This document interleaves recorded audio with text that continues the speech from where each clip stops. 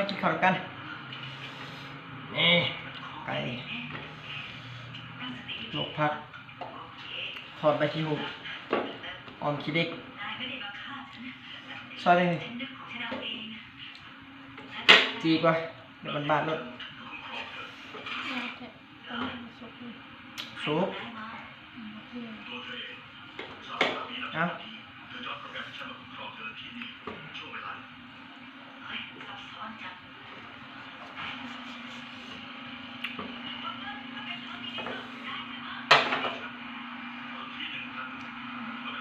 อะไรเจียวพี่น้องเจียวขี้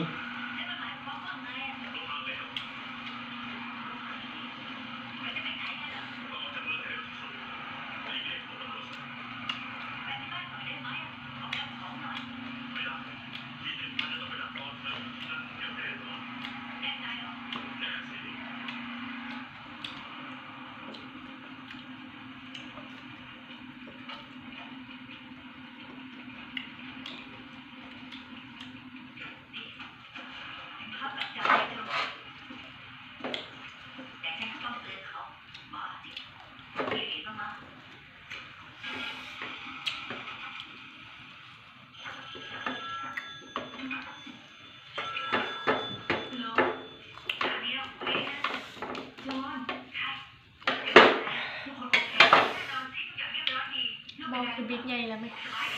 บอกคือแบกเกอร์แบกคือแบบโน้ตปกติเขาไหมตรงตัวเองก็ขังเลยรีบเอาเนี่ยที่นายกเนี่ยปิกมันนี่ซอยมาแล้วเอาเลยนี่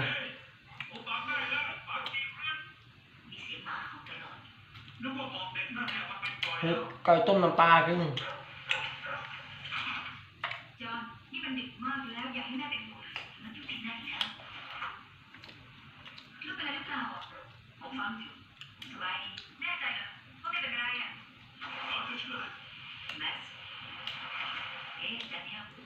ฟี่เป็นอะไร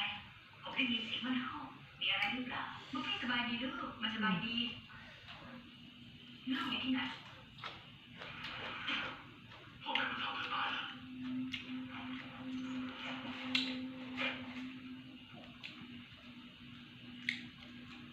มันขำในมุมมืดนิดหนึ่ง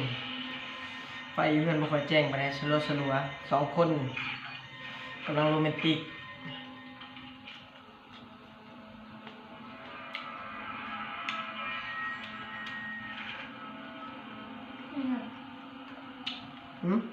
จออีกแล้ว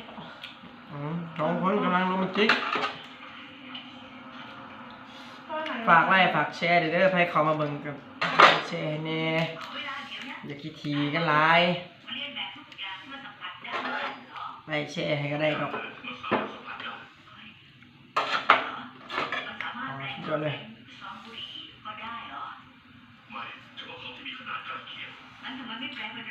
มือนี่เราบุ้งจะหอบได้เรามือนี่เนาะมีสารเคมีกลไกที่เคลื่อนไหวมันทำอย่างนั้นได้แต่เป็นโลหะรูปต่างๆได้เช่นอะไรมีดหรืออาวุธมีคมภาพเรานี้ถ่ายไว้ได้โดยกล้องวงจรปิดของตำรวจเวสต์ไอแลนด์ปี1984คือนั้นก็ฆ่าตำรวจไป17 นายกับครอบครัว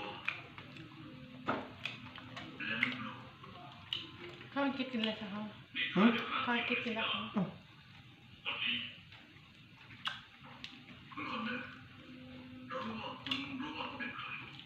ทอดใบคิวหุ่นกับแก้มกรอบ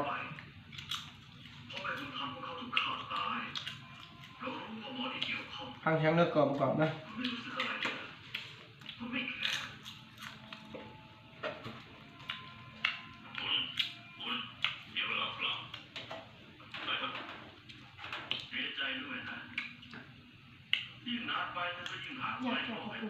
อยากเจอกับปู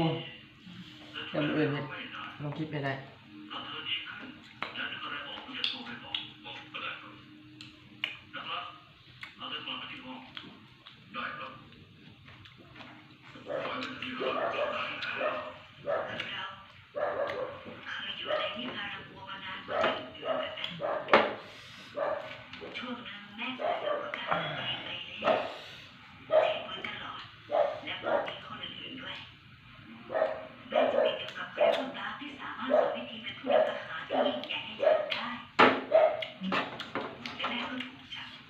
ไก่อะเพราะนั้นจะลดหุ่นเฮ็ดปีกไก่สั่นใช่สุดยอด ยำจอย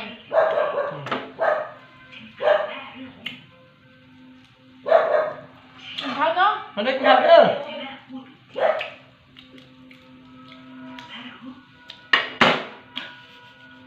อยู่สองคน ไปทางใดกับซองเถาคือเก่า ที่1,000คนจะล่วงหน้าเราไปแล้ว โรแมนติกขนาด สาราคอนเนอร์แล้วก็รอเธออยู่ที่นั่น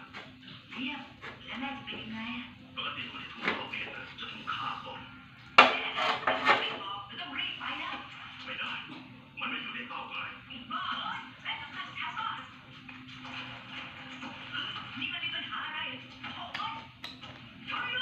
ทำแบบนี้ก็อยู่ในทางเลือก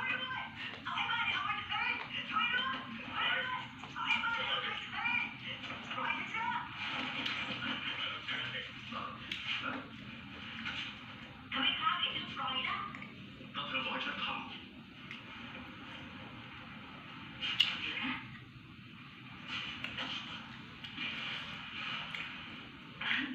นั่นเป็นหนึ่งในหน้าที่หลักของฉัน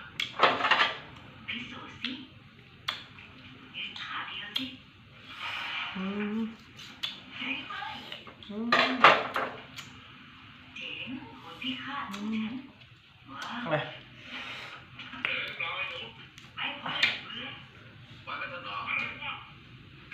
ไปตายซะไอ้กระจอกอะไรคนละคนไม่ได้จ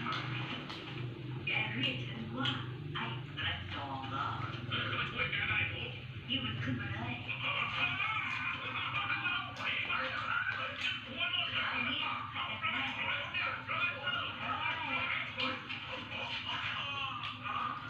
บุญ